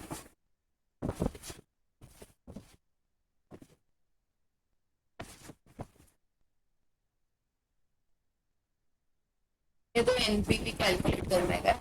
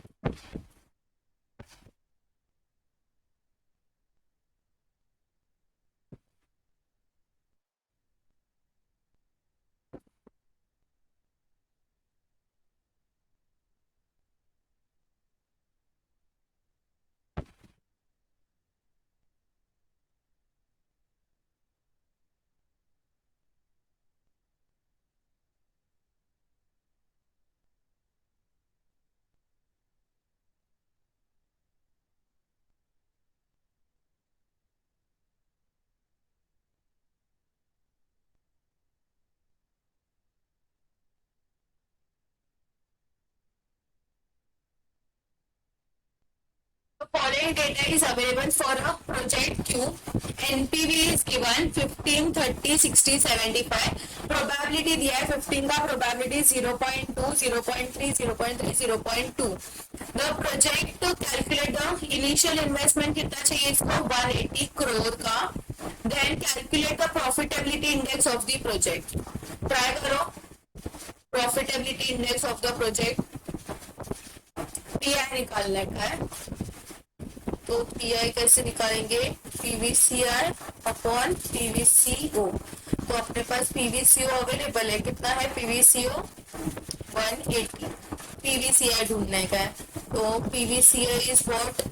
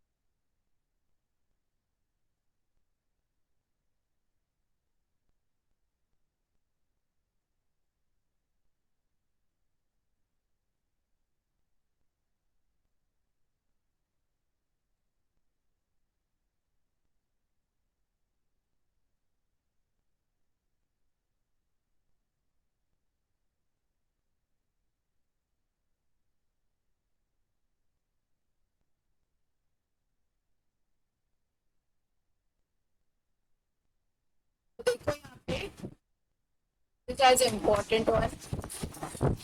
So there are very rare chances of this type question coming, but still.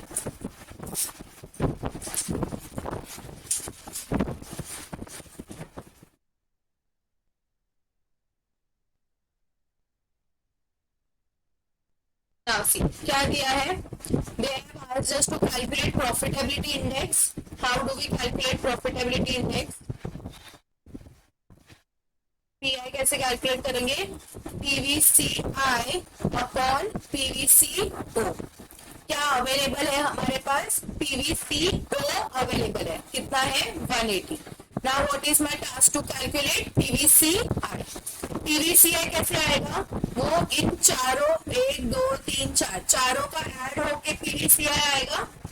Right, चारों का ऐड होके पीवीसीआई आएगा. यहाँ पे जो तुम्हें दिया है वो कैश इनफ्लो नहीं दिया है. क्या दिया है? एनपीवी दिया है. Right, what is given? NPV is given. तो अब यहाँ पे अगर मेरे को एनपीवी कैलकुलेट करना है, I want the PVCI. I want, this is my PVCI. ये पीवीसीआई कैसे मिलेगा? यहाँ पे कुछ तो भी कैश इनफ्लोज रहेंगे. कैश इनफ्लोज रहेंगे. इसको मैं मल्टीप्लाई करूंगी ये प्रोबेबिलिटी के साथ, तो मेरे को टोटल कैश इनफ्लोज मिल जाएंगे. मतलब यहाँ पे भी मेरे को क्या चाहिए? पीवीसीआई चाहिए. अब ये पीवीसीआई कैसे मिलेगा? मेरे को एनपीवी दिया है. NPV, how do we calculate NPV? PVCI minus PVCO। तो अगर मैं फर्स्ट वाले का बात करूं, फर्स्ट वाले का एनपीवी कितना है 15। Tell me if NPV is equal to, if NPV is 15, अगर एनपीवी 15 है एंड PVCO 180 है तो PVCI कितना रहेगा?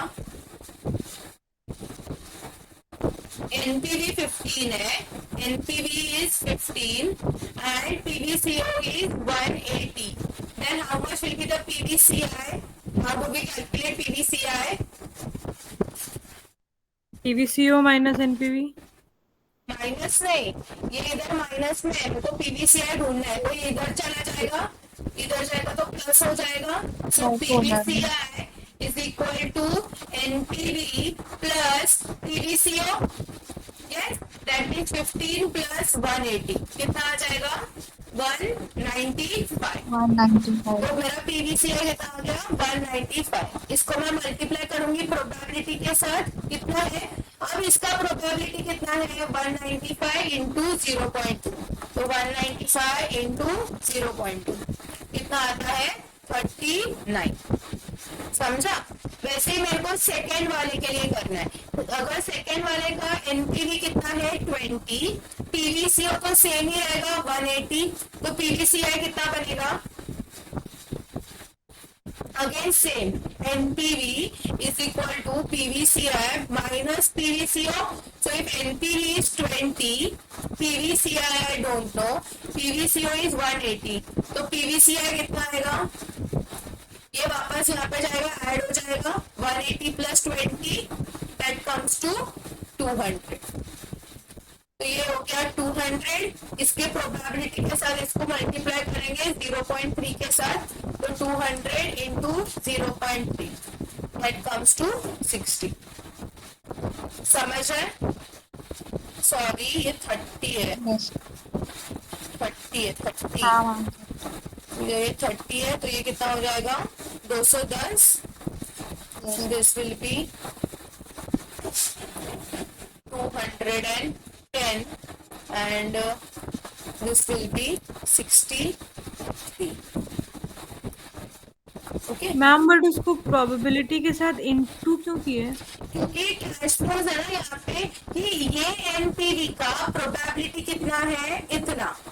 ठीक है, ये एनपीवी का प्रोबेबिलिटी कितना है? इतना। तो जब भी अगर दिया है क्वेश्चन में probability, then we will multiply with the probability. ये चांसेस कितना है सर्टेनिटी के लिए? ठीक है। Yes ma'am. फिर थर्ड वाला क्या है? 60 180 सेम आएगा, 60 प्लस 180। यहाँ पे मैं लिख देती हूँ ये पीवीसीआई कैसे आया? PVCI is equal to NPV plus PVCO. तो 60 प्लस 180 कितना आता है? 240। 240 इंटू इसका प्रोबेबिलिटी कितना है? 0.3 दैट कम्स टू 72। और लास्ट वाला एनपीवी कितना है? 75 एनपीवी आने का प्रोबेबिलिटी कितना है? 0.2।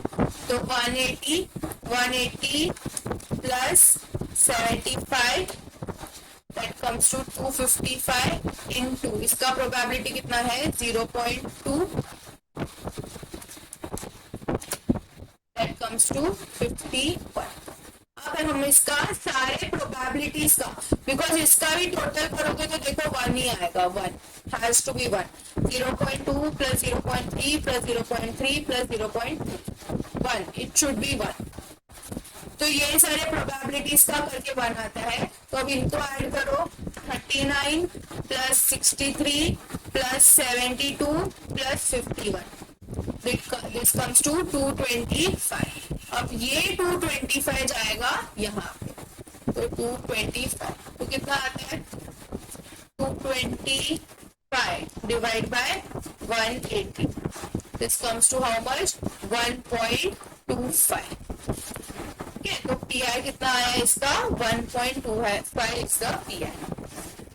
मैम हाँ बट हम लोग जो एनपीवी प्लस पीवीसीओ किए हैं, जिससे हाँ, पीवीसीआई आया, तो वो भी तो पीवीसीआई ही हुआ, तो वो उसको वो एक चांस का पीवीसीआई हुआ। ऐसे कितने और पीवीसीआई आने के चांसेस है? और 4 चांसेस है। ये पीवीसी, ठीक है, ये पीवीसीआई आया तो इसका आने का चांसेस कितना है? 0.2। मतलब सी टोटल प्रोबेबिलिटी कितना होता है? 1। Total probability 1। अब 1 में से 195 आने का चांसेस कितना है? 0.2 है। तो बाकी के चांसेस क्या आने के हैं? तो 210, 240 एंड 255। Okay ma'am. ठीक है, हम्म। तो प्रोबेबिलिटी में हम लोग क्या देख रहे हैं? चांसेस देख रहे हैं कि अगर ये पीवीसी आया तो इसका इतना चांसेस है। तो बाकी भी तो हमें इवेल्युएट करना है ना। फिर हमने टोटल चांसेस देखा, इसलिए हमने प्रोबेबिलिटी के साथ मल्टीप्लाई करके टोटल एनपीवी देखा। जब हम प्रोबेबिलिटी से मल्टीप्लाई करें ना, मतलब हम लोग रिस्क फैक्टर डाल रहे हैं इसमें। प्रोबेबिलिटी से मल्टीप्लाई किया मतलब हमने रिस्क उसमें डाल दिया। तो रिस्क डालने के बाद जो आंसर आया उससे हमने ये प्रॉफिटेबिलिटी इंडेक्स निकाला। Okay ma'am. ओके,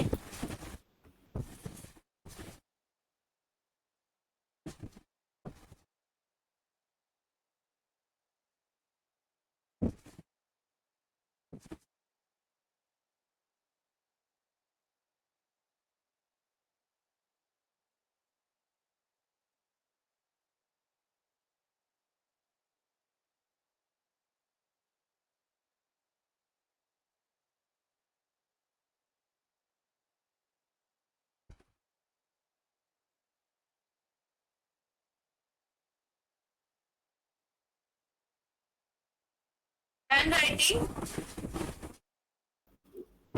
एक मिनट मैम।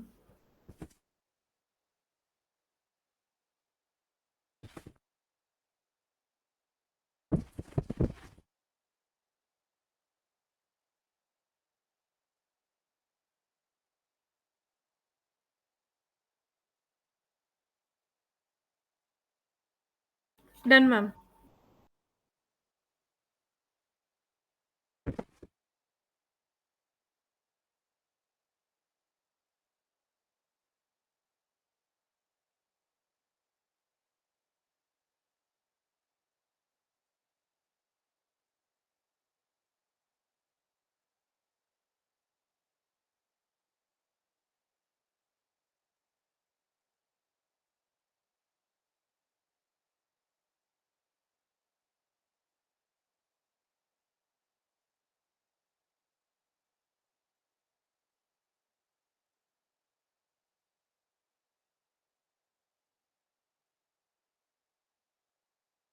एन्युटी के ऊपर है।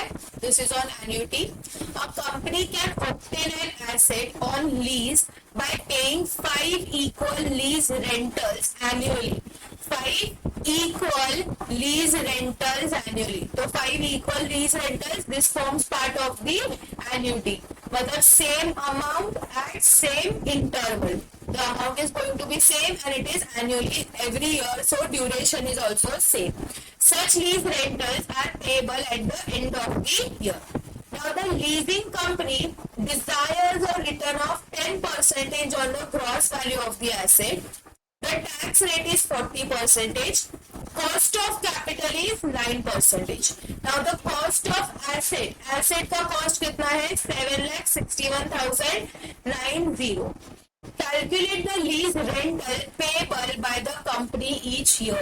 तो हम उस कंपनी को कितना लीज रेंटल देंगे? मतलब एवरी ईयर लीज रेंटल कितना होगा?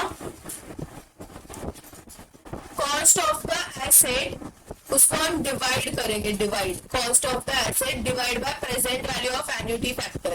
पहले मेरे को 10% का एन्युटी फैक्टर बोलो फॉर 10 years।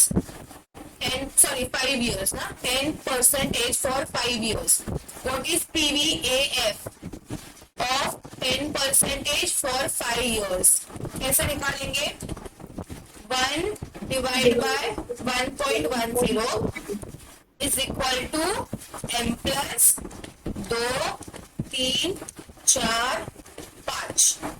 सी 3.7908 और I can call it as 3.791 और उसका कॉस्ट कितना है 761,790। तो 761 मतलब cost divide by present value of annuity factor करो तो तुम्हें लीज रेंटल मिल जाएगा। उसका कॉस्ट कितना है 761,790 डिवाइड बाय 3.791 कितना आता है 761,790 डिवाइड बाय 3.791 200,946 ऐसा कुछ आया। 200,946.97। हाँ, तो कौन सा क्लोज है चारों में से क्योंकि डेसिमल के वजह से फर्क आया है। So which is the close year 2,01,000। ये राउंड ऑफ होके 2,01,000 ही होगा ना 946 है तो राउंड ऑफ होके 1,000 तक आएगा। अंडरस्टूड? Yes ma'am. यस, तो ये लिख लो formula lease rental is equal to cost divide by PVF. करना है सॉल्व, नोटबुक में हमें लिखना है। Yes ma'am. हाँ लिख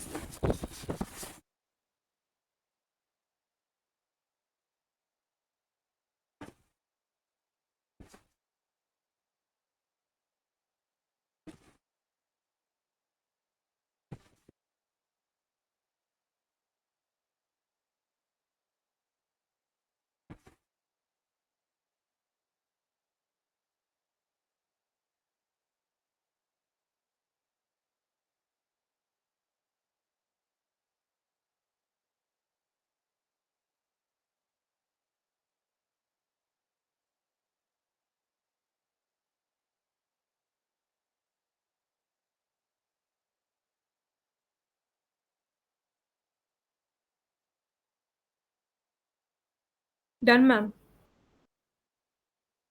पूजा डन। मैम वो लेफ्ट कर दिया, उसके फोन में चार्ज नहीं था। ओके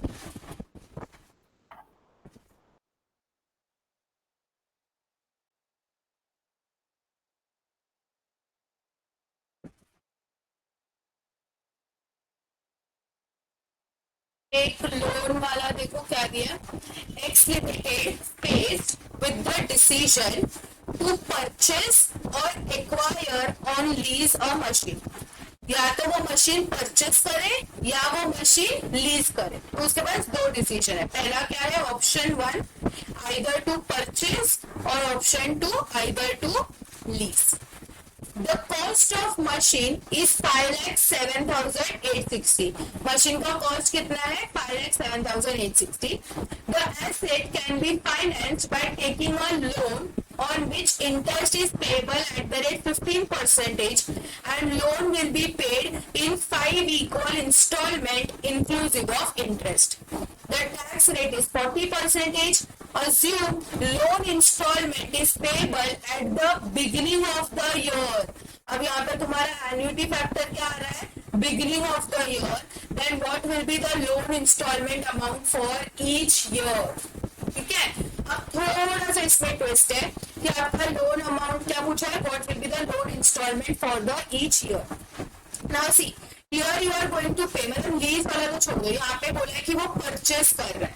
अगर वो परचेस कर रहा है तो कॉस्ट ऑफ द एसेट कितना है 5,07,860 बराबर। 5,07,860 इज द कॉस्ट। ये वो पे करने वाला है। इंटरेस्ट का रेट कितना है 15% है। This is going to be payable in 5 years but at the beginning of each year. Beginning of each year मतलब अगर मैं ईयर वाइज बोलूं तो ईयर 1, 2, 3, 4 एंड 5। तो जो ईयर 1 है ईयर 1 के स्टार्टिंग में, मतलब अगर मैं आज एसेट खरीदती हूँ तो आज से ईयर 1 चालू हो जाएगा और आज ही पहले दिन पे मैं क्या करूंगी उसका इंस्टॉलमेंट पे कर दूंगी। आज पहले दिन पे मैं उसका इंस्टॉलमेंट पे कर दूंगी फर्स्ट डे। ठीक है, तो क्या मेरे को इस इंस्टॉलमेंट को प्रेजेंट वैल्यू में लेके आने का जरूरत है? No ma'am. नहीं, क्योंकि आज ही मेरे को इसको करना है, मतलब प्रेजेंट ऑलरेडी प्रेजेंट वैल्यू में है बराबर, तो इसको मेरे को नहीं लेके आना है। क्या सेकेंड ईयर वाले को प्रेजेंट में लेके आना है?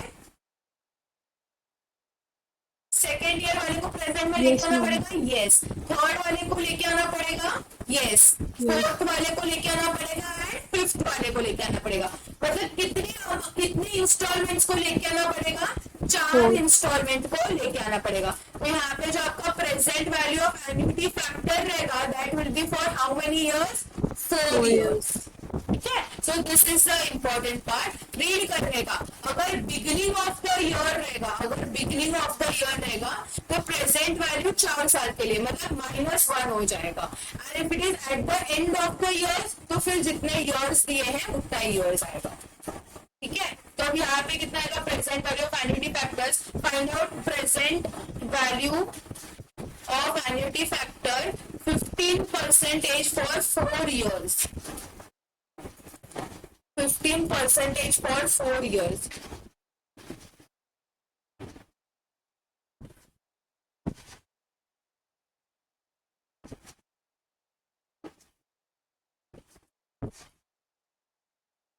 मैम 2.85। 2.85, एक मिनट। 1 divide by 1.15। इसमें फर्स्ट ईयर वाला नहीं आएगा, second, third, fourth and fifth plus करना है। 4 years का मतलब सेकेंड ईयर का प्लस थर्ड ईयर का प्लस फोर्थ ईयर का प्लस फिफ्थ ईयर का, कितना आता है? फर्स्ट वाला पे ऐड कर दी। नहीं, सेकेंड, थर्ड, फोर्थ, फिफ्थ। 2.48 दिया ना, एक मिनट।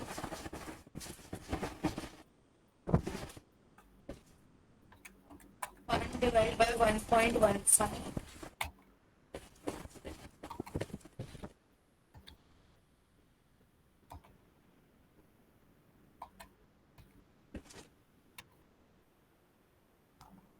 मैम 2.48। 0.48।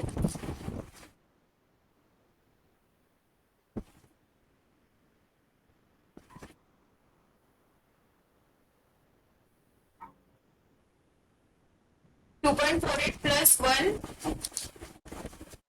3.48, 507 860 divided by 3.48, 145936।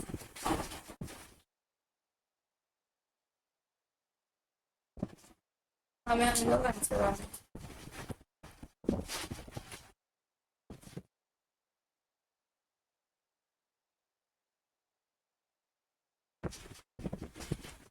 इनके एन्युटी फैक्टर में there is something problem. 3.86 not possible. 145 452 is the correct answer. हमें क्या आया? 2.48 ना, उसमें प्लस 1 कर दो, क्योंकि फर्स्ट ईयर के लिए तो कुछ नहीं आएगा, so it will be added with 1 plus annuity factor 3.48। 3.48। So divide cost 5,07,, 3.48 आया ना, इसको डिवाइड करो 507,860।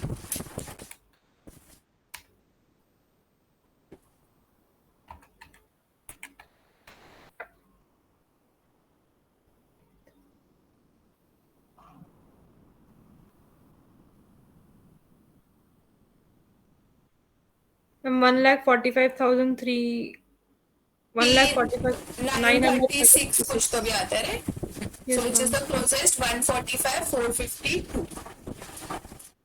ओके,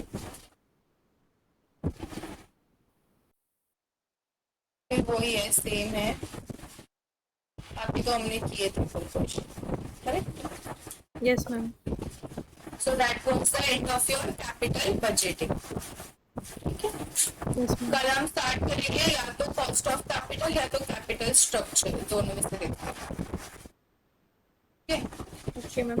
और मैम मैं ये बोल रही थी कि आप जब कराओगे तो आप वो पहले कराए नहीं थे सिक्योरिटी एनालिसिस हाँ। This is hmm. चैप्टर 8 शायद। उसको ना एक बार रिवीजन करा दीजिएगा क्योंकि पूरा ब्लैंक हो गया वो। हाँ ठीक है, चलेगा, एक लेक्चर ले लेंगे, उसमें पूरा चैप्टर रिवाइज करो। Yes ma'am.